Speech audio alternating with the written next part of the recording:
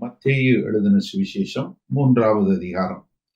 அந்நாட்களில் யோவான் ஸ்நானன் யூதேயாவின் வனாந்தரத்தில் வந்து, மனம் திரும்புங்கள், பரலோக ராஜ்யம் சமீபத்திருக்கிறது என்று பிரசங்கம் பண்ணினான். கர்த்தருக்கு வழியை ஆயத்தப்படுத்துங்கள், அவருக்கு பாதைகளை செவ்வை பண்ணுங்கள் என்று வனாந்தரத்திலே கூப்பிடுகிறவனுடைய சத்தம் உண்டென்று ஏசாயா தீர்க்கதரிசியினால் சொல்லப்பட்டவன் இவனே. இந்த யோவான் ஒட்டக மயிர் உடையை தரித்து தன் அறையில் வார்க்கச்சையை கட்டி கொண்டிருந்தான். வெட்டுக்கிளியும் காட்டுத்தேனும் அவனுக்கு ஆகாரமாயிருந்தது.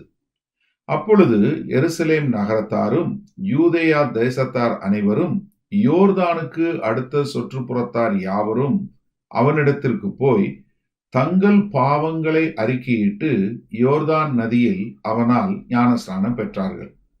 பரிசேயர்களும் சதுசேயர்களும் அநேகர் தன்னிடத்தில் ஞானஸ்நானம் பெறும்படி வருகிறதை அவன் கண்டு, விரியன் பாம்பு குட்டிகளே, வருங்கோபத்துக்கு தப்பித்துக் கொள்ள உங்களுக்கு வகை காட்டினவன் யார்? மனம் திரும்புதலுக்கு ஏற்ற கனிகளை கொடுங்கள். ஆபிரகாம் எங்களுக்கு தகப்பன் என்று உங்களுக்குள்ளே சொல்லிக்கொள்ள நினையாதிருங்கள். தேவன் இந்த கல்லுகளினாலே ஆபிரகாமுக்கு பிள்ளைகளை உண்டு பண்ண வல்லவராய் இருக்கிறார் என்று உங்களுக்கு சொல்லுகிறேன்.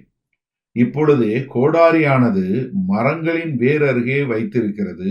ஆகையால் நல்ல கனி கொடாத மரமெல்லாம் வெட்டுண்டு அக்கினியிலே போடப்படும்.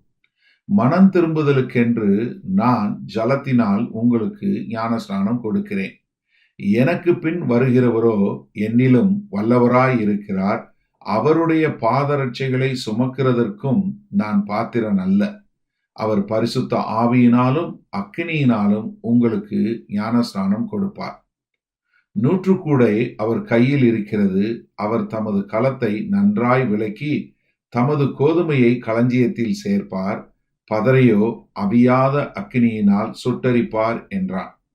அப்பொழுது யோவானால் ஞானஸ்நானம் பெறுவதற்கு இயேசு கலிலேயா விட்டு யோர்தானுக்கு அருகே அவனிடத்தில் வந்தார். யோவான் அவருக்கு தடை செய்து, நான் உம்மாலே ஞானஸ்நானம் பெற வேண்டியதாயிருக்க நீர் என்னிடத்தில் வரலாமா என்றான். இயேசு அவனுக்கு பிரதியுத்தரமாக, இப்பொழுது இடங்கொடு. இப்படி எல்லா நீதியையும் நிறைவேற்றுவது நமக்கு ஏற்றதாய் இருக்கிறது என்றார். அப்பொழுது அவருக்கு இடம் கொடுத்தான். இயேசு ஞானஸ்நானம் பெற்று ஜலத்தில் இருந்து கரையேறின உடனே இதோ வானம் அவருக்கு திறக்கப்பட்டது. தேவ ஆவி புறாவை போல இறங்கி தம்மேல் வருகிறதை கண்டார். அன்றியும் வானத்திலிருந்து ஒரு சத்தம் உண்டாகி, இவர் என்னுடைய நேசகுமாரன், இவரில் பிரியமாய் இருக்கிறேன் என்று உரைத்தது.